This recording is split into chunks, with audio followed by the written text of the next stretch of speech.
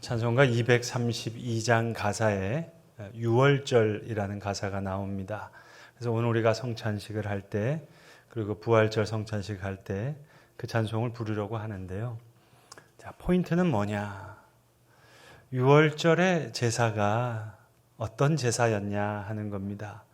우리가 작년 가을에 한 달 동안 레위기 말씀을 주일 동안 배웠던 적이 있는데, 레위기에 보시면 5가지 제사가 나옵니다.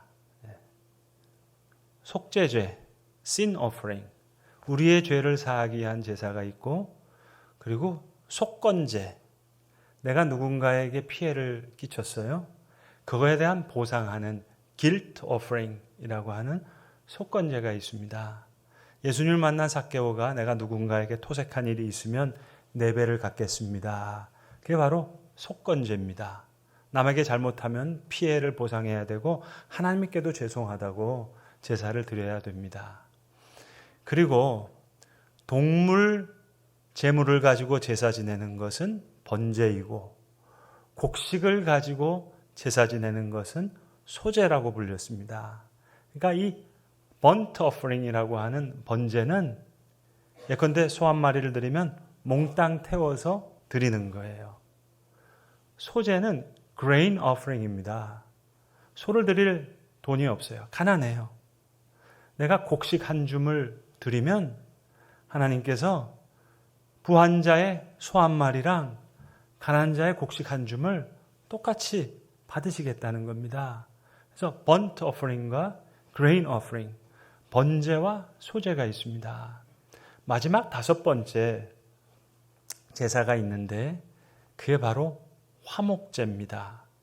peace offering입니다.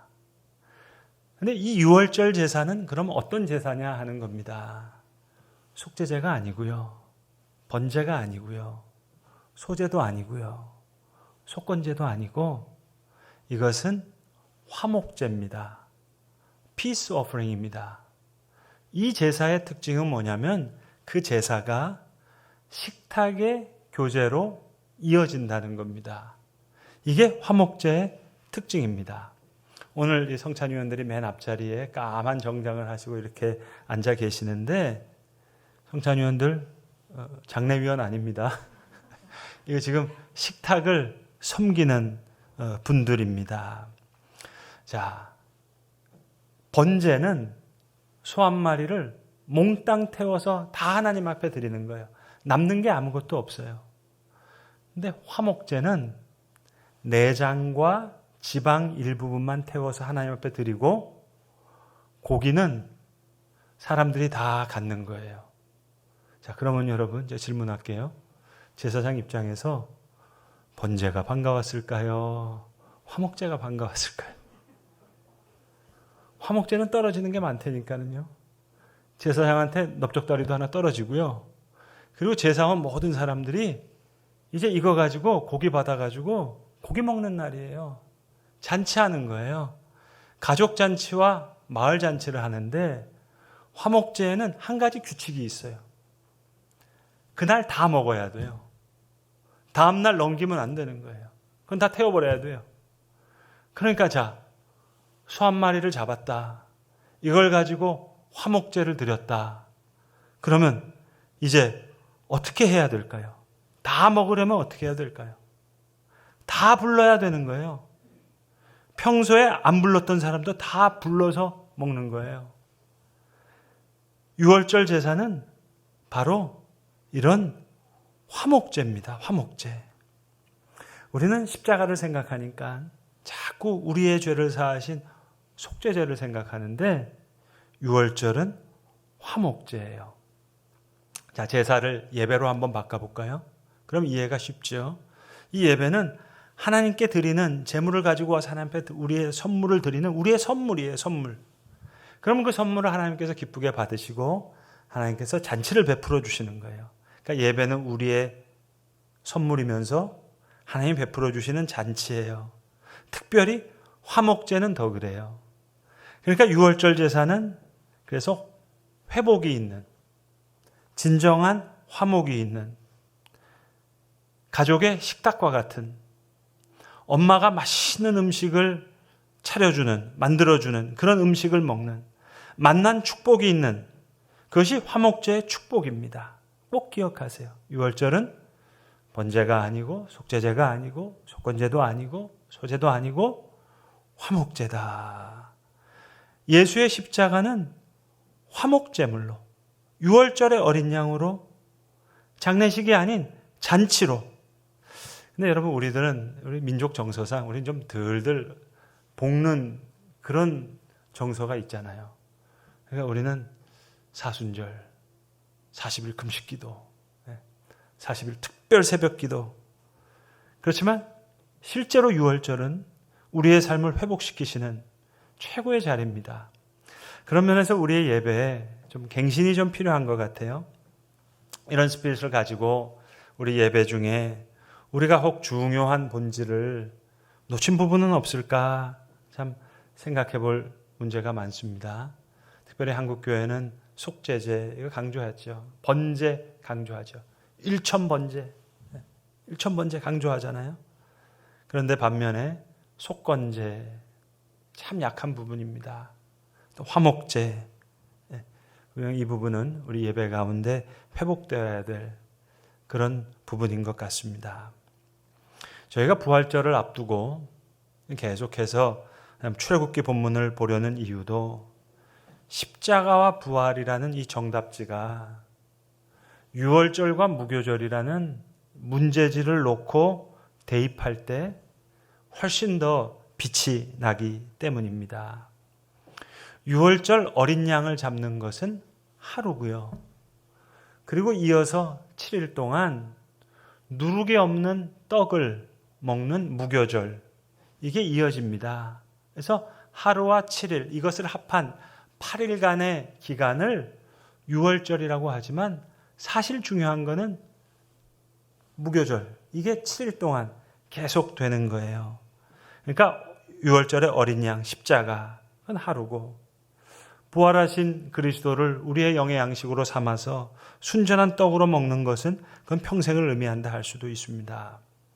애굽을 벗어나는 건 그건 홍해를 건너면 되지만 내 안에 애굽됨을 버리는 것은 어찌 보면 평생 걸리는 작업인지도 모르겠습니다. 그래서 전 고린도전서 5장을 사도 바울이 전한 부활절의 메시지로 그렇게 해석하고 싶어요. 무교절을 배경으로 한 부활절의 메시지다. 그렇게 해석하고 싶어요.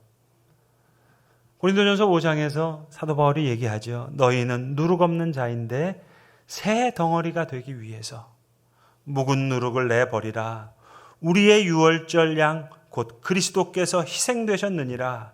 그러므로 우리가 명절을 지키되 부활절을 지키되 무교절을 지키되 묵은 누룩으로도 말고 악하고 악의에 찬 누룩으로도 말고 누룩이 없이 오직 순전함과 진실함의 떡으로 하자.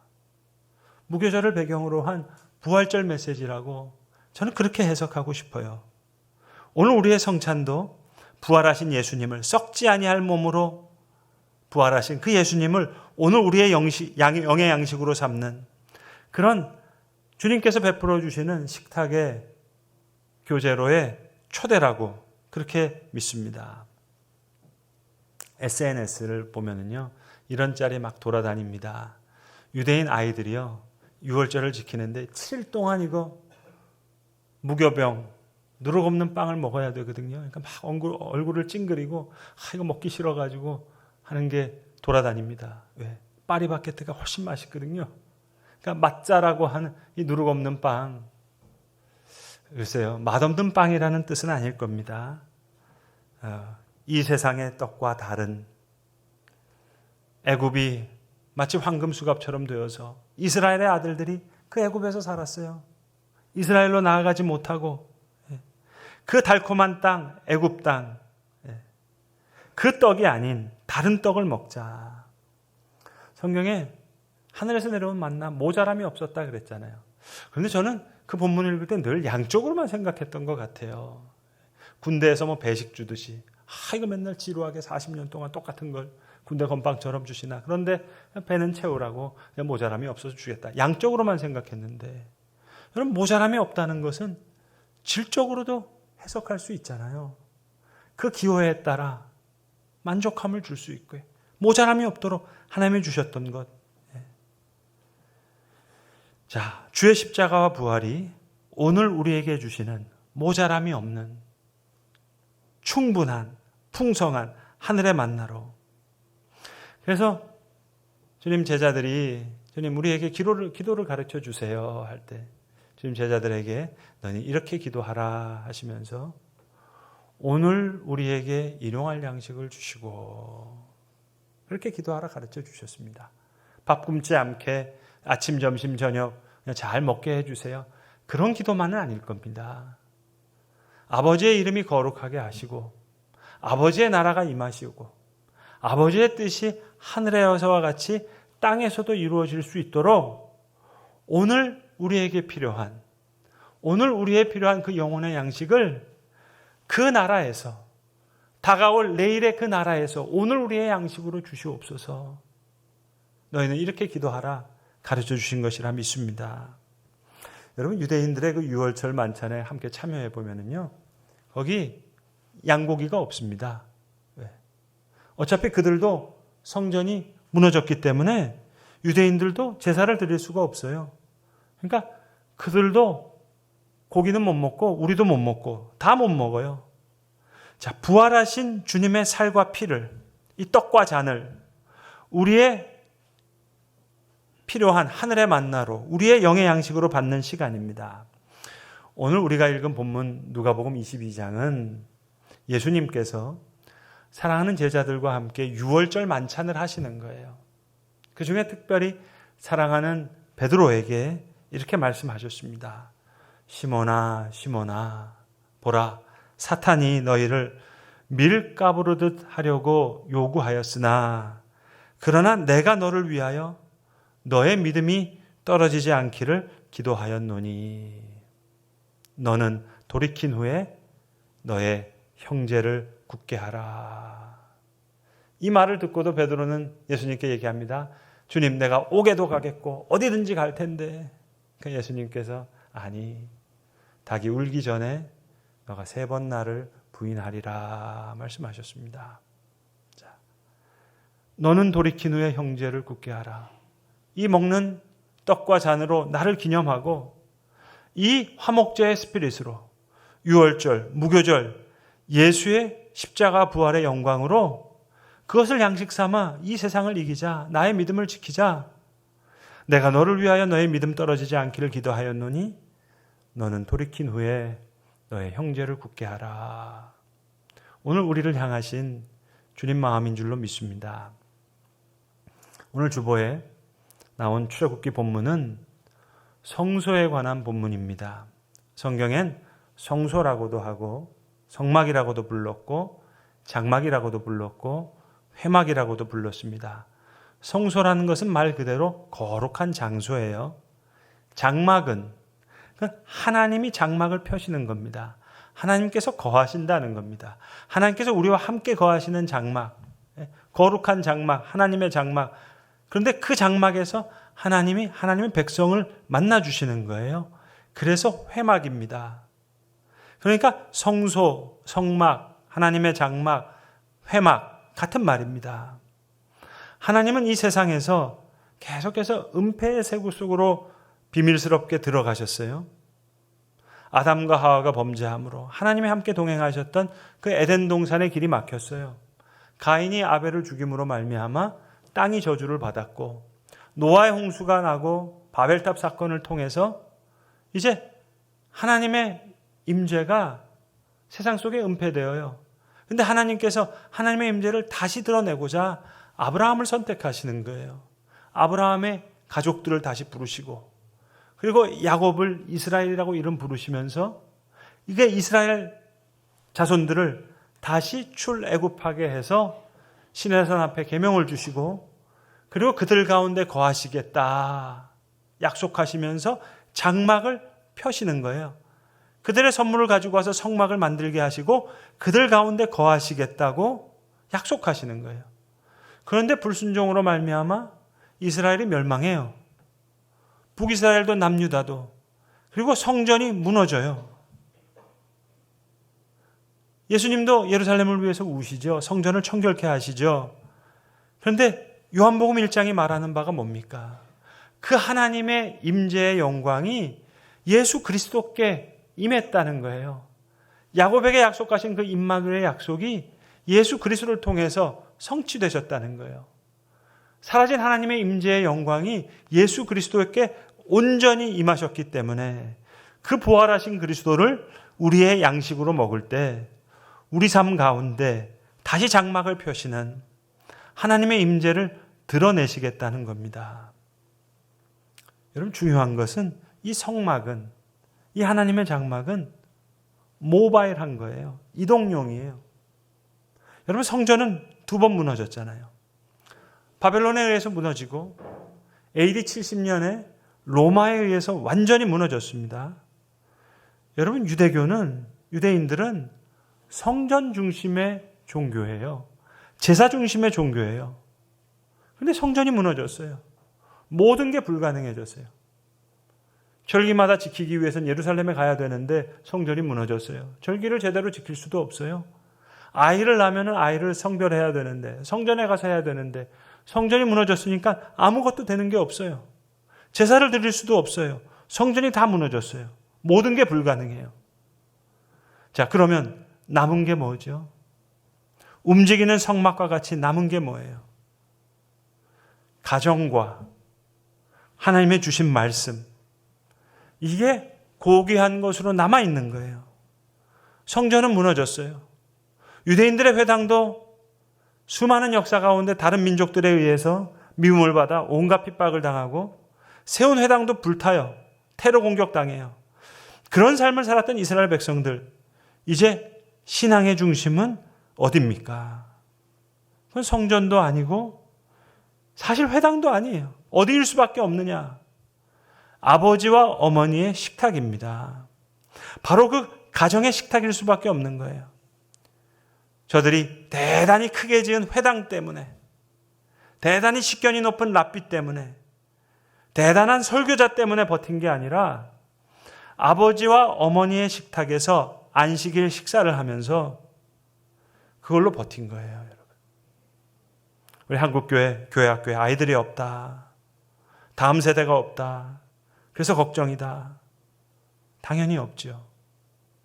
교회 중심으로 했으니까는요. 교회가 중요하지 않다는 얘기가 아닙니다. 중요한 것은 모바일한 성막으로서의 교회와 믿음의 가정. 이게 없으면 여러분, 아무리 교회를 잘 짓고 교회 프로그램이 좋았다고 해도 한 세대밖에 가지 않는 거예요. 다음 세대로 이어질 수가 없어요. 지금 정확하게 우리 한국교회가 당하고 있는 겁니다. 교회가 중요하지 않다는 말씀이 아니라 진정한 신앙 공동체는 오늘 예수님께서 베드로에게 주신 말씀처럼 내가 너를 위하여 너의 믿음이 떨어지지 않기를 기도하였노니 너는 돌이킨 후에 너의 형제를 굳게 하라. 오늘 우리 믿음의 가정들에게 하나님께서 세우신 몸된 그리스도의 몸된 교회 위에 주시는 하나님의 말씀인 줄로 믿습니다. 저랑 친한 목사님이요. 딸이 2명 있는데 그 딸이 어렸을 때 한 딸이 오줌을 쌌어요. 근데 오줌을 싸고 난 그 딸이 아빠, 우리 가족이지? 이런 거 얘기하면 안 되지? 근데 목사님이 그 얘기가 너무 은혜가 됐대요. 교회가 그렇지. 이렇게 가족과 같이 되면 얼마나 좋을까 해서 그 다음날 교회 가서 설교했대요. 우리 딸이 오줌을 쌌는데 이런 얘기를 하더라고. 그래서 설교 끝나고 사모님한테 무지 혼났다는 겁니다, 여러분. 여러분, 그런 가족과 식사하며 같이 기도하며 축복을 나누는 시간. 그게 한 주 한 주 축적이 돼서 20살이 돼서 성인이 되어서 이 아이가 세상을 향해서 나간다고 생각해 보세요. 그 20년 동안 먹었던 밥. 여러분, 안식일을 지킨다는 건 뭐냐면요. 세 끼를 같이 먹는 거예요. 금요일 날 만찬을 같이 하고, 우리는 불금인데, 그리고 토요일 날 아침에 회당에 갔다가 와서 밥을 먹고, 그리고 토요일 날 이제 해가 선셋, 석양이 떨어지기 전에 마지막으로 밥을 한 번 더 먹으면서 이제 세상을 향해서 파송식과 같은 마지막 밥을 먹는 거예요, 여러분. 그러니까 이런 시간, 얼마나 강한 신앙인으로 컸겠어요. 우리는 불금인데, 우리는 비즈니스 하려고 좋은 식당 가가지고 사람들 대접하려고 하는데, 그들은 이것은 누구에게도 방해받으면 안 되는 가장 소중한 시간이에요, 여러분. 그럼 비즈니스 하기 위해서, 대접하기 위해서 좋은 식당 가지 마시고요.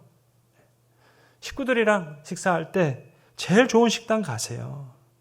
우리 크리스찬들도 우리의 메시지로 빨리 배우면 좋겠어요. 우리의 예배 갱신도 번제와 속죄제만이 아니라 속건제와 화목제에 대한 회복이 있다면 그 예배의 갱신을 통해서 이 교회는 갱신될 거라고 저는 그렇게 믿습니다.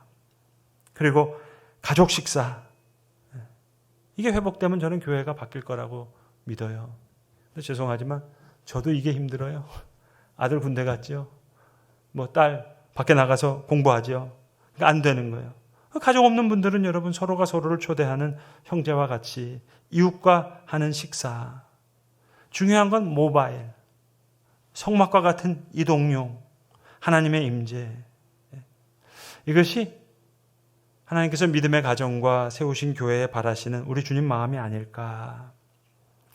오늘 우리 주님 사랑하는 제자들과 유월절 만찬을 하시면서 주시는 말씀이에요. 특별히 베드로에게. 베드로가 지금 나는 감옥에도 가겠고 주가 가시는 어디곳에서 가겠습니다 얘기하는 그 베드로를 향해서 시몬아 시몬아 보라, 사탄이 너희를 밀가부르듯 하려고 요구하였으나 그러나 내가 너를 위하여 너의 믿음이 떨어지지 않기를 기도하였노니 너는 돌이킨 후에 너의 형제를 굳게 하라. 오늘 성찬식에 주시는, 교회 창립주일 우리에게 주시는, 부활절을 앞둔, 아니 주님 지금 유월절 만찬을 같이 하면서 이제 무교절의 양식을 먹게 될 제자들에게 주신 말씀, 우리에게 주신 말씀으로 믿습니다. 우리 성찬위원들 어제 리허설 하시면서 고생 많이 하셨다면서요. 3년 동안 다 까먹으셔가지고 목사님도 까먹고 성찬위도 다 까먹고 어떻게 하는 거지. 더 잘 됐어요, 여러분. 이제 리셋할 수 있으니까 장례식이라 생각하지 마시고 진정한 하나님이 베푸시는 식탁의 섬김이로 돕는 겁니다. 코로나 지나면서요, 교회를 향해서 어떤 마음이 생겼냐면 디너 처치 이런 거 좀 하고 싶어요. 디너 처치. 저 어차피 아이들하고 식사 못 하는데 교인들 모여서 같이 이렇게 식사하는 그런 교회가 되면 어떨까 생각해 보았습니다. 오늘 교회 창립주일 성찬식에 참여하시는 분들, 부활주일 성찬식을 할 때 유월절 화목제물로 우리의 영의 양식을 주신, 다가올 그 나라의 그 양식을 오늘 우리가 선점해서 오늘 우리에게 주시는 일용할 양식으로 받아 너는 돌이킨 후에 너의 형제를 굳게 하라 하신 주님 말씀을 살아내는 부름받은 그리스도의 몸된 교회가 되기를 간절히 기도합니다. 기도하겠습니다. 아버지 하나님, 하나님의 백성 가운데 장막을 펴셨던 거룩한 만남의 장막을 허락하신 하나님께서 오늘 우리에게 교회를 허락하여 주신 줄로 믿습니다. 이 허락하신 교회를 바로 세우는 주의 말씀 될 수 있도록 너는 돌이킨 후에 너의 형제를 굳게 하라 하신 이 말씀이 우리의 가정, 믿는 이의 가정을 살리고 그리스도의 몸된 교회를 살리는 귀한 말씀 되게 하시옵소서. 우리 구주 예수 그리스도의 이름으로 기도합니다. 아멘.